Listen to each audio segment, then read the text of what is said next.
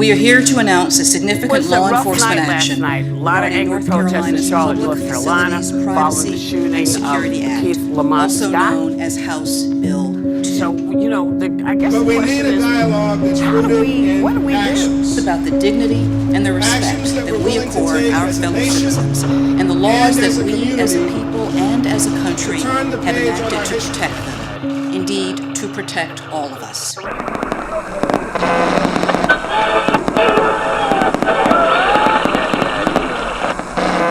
Equity dialogue circles are a safe space for people to come together around a table, have conversations, be challenged, but not be judged. I'm Kelly Rogers. I'm the Executive Director at the Harris and Harris Express YMCAs.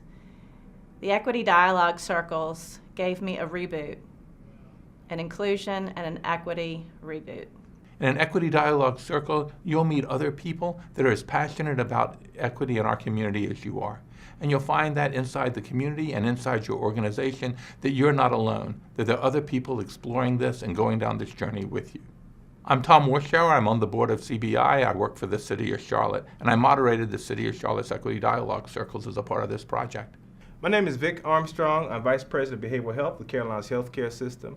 And I actually had the pleasure of completing the year-long LDI and then had the opportunity to go through the equity dialogue after that. So it's been just a remarkable experience for me to have an opportunity to learn more about myself, to learn more about other people whose life experiences are different from my own, to engage in conversations. Sometimes it challenged me to stretch, but at the end of the day, I come out a better person for having gone through it. One of the most powerful things that I learned through the equity dialogue circles was understanding about the stories that sort of sustain the status quo, that perpetuate it, right? It is easier for us not to have to dig in deeper, right? If we say, oh, well, everyone has the same opportunities to succeed in this country, when we fail to acknowledge the barriers that have been placed.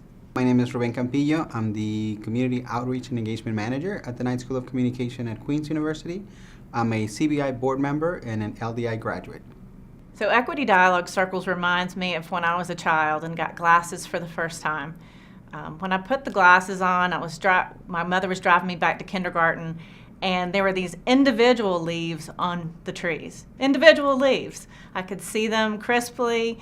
It was so unlike anything that I had imagined was in the green blob and fuzz that I had been looking at previously. And the dialogue circles are about gaining that clarity. There's so much more there. There's so much more that I had not seen. And being a part of that conversation gave me a lens that I just didn't know I needed. I didn't know what was out there. It was a part of an awakening, just like putting on a new pair of glasses. We use the phrase change the chatter in the work that we do. And for me, what that means is the small things really matter. How we talk about each other, how we talk about the issues that face our community matter.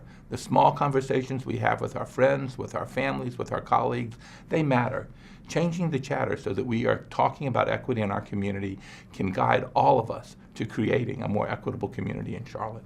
Not everyone has equal access. There are thousands of families that do not have the opportunity to access the resources available online, that do not have the same educational opportunities. Children that go home that have homework that has to be completed online and they don't have a computer at home, they don't have internet access at home. What does that mean to them? So we've had a series of what we call Let's Talk discussions at my workplace, and I've done a few for other departments in Carolina's healthcare system, where we bring people in and we sit down and discuss topics that are really usually hard for people to talk about. We've talked about things relating to race relations. We talked about the effect on the city following the Keith Scott shooting. It's been very, very helpful to me just to give me the resources I need to initiate the conversation and then to be able to carry on those conversations on a continual basis. Taking a new look on how I was hiring staff, who I was hiring, who we were recruiting for our board leadership positions, what images were up at the branch where I serve, what images we were putting out on social media, the languages that our communications were in, all came to a more crisp view because of the conversations I was having. Participating in Equity Dialogue Circle will enable you to learn more about equity in the world and learn more about equity in our community. And if you're doing it as a work-based group, to learn more about how equity could be impacted by the work that your organization does.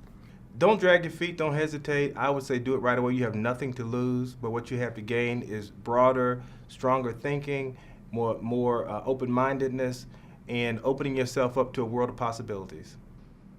If we want to change our beliefs and our behaviors, we have to change our experiences. So change your experiences. Go to an Equity Dialogue Circle.